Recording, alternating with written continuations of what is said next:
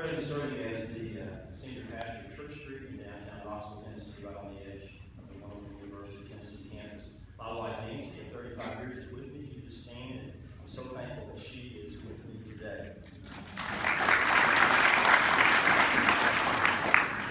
What encourages me to get out of bed every morning and to live life and to lead out of that is really my purpose statement about winning people to Christ, seeing people that other people don't see, seeing the unseen, transforming lives and changing the world. The scriptural foundation for that is really found in Matthew chapter 25, which we heard about this morning, where seeing the least of these connected with Matthew chapter 28, where we make disciples, we baptize and teach people. It's out of this that also I find that doing ministry the best is when we do it as a team. And I've been part of team ministry for over 37 years. First, I was a custodian in my local church. Then I became a youth worker. Then I became a director of student and college ministries. I've been an associate pastor. I've been a pastor of a small membership congregation, a medium-sized congregation. Twice I've been a pastor of a large membership church where I'm presently serving now, and I've served 6 years as a district superintendent. It was my time in the Kingsport district. When I came there for 35 years, they had been in decline in every statistical area that you could find. I had more professions of faith in the church that I came from than the entire district did, 58 congregations.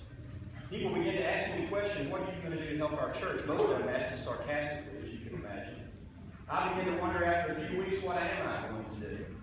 And so I began very quickly to form a transformational team, half clergy, half lay, bringing people together of all ages, gender, and race. I wanted youth, I wanted young adults, and I wanted the marginalized as we came together to do ministry. Let me share what that began to do. We developed a prayer team out of that. Over 60 persons prayed for those churches and pastors and situations in the district each and every day. We developed an academy for discipleship where laity and clergy could come and get the best of teaching and also tools to do ministry. We developed a parish ministry where churches were brought together, not for pastoral salary, but to do mission and ministry together. We also developed school partnerships where every church began to adopt a school. In many of those places there was tutoring, and sometimes we would even provide clothing so students that were out of uniform wouldn't sit in detention all day, but could get back in the classroom. We also had clergy and lay people who would open doors in elementary schools and greet students and families on every weekday morning. They became the clergy of that school, and they became the clergy of the community. We began to change lives, and young people, and children, and youth, and adults began to experience the love of Christ in ways they had never experienced before. Also along the way, those people began to know what Christ was and who Christ is in their life. Along the way, membership began to increase in the district for the first time in 35 years. Worship attendance began to decline. Discipleship began to decline.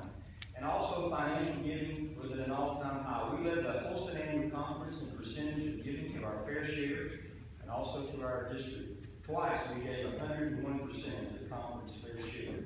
And it is because of the connection of people coming together, people being trained, laity given tools to do ministry, and people coming together for the common ministry.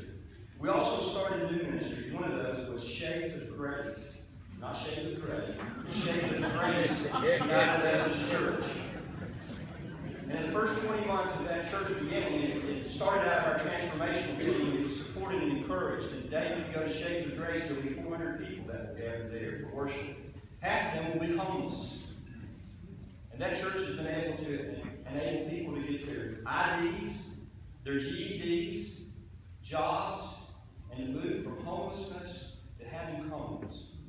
The last time I was there and preached, I had a young man, Cody, who came up to me. Cody came to Christ in one of our district prayer services.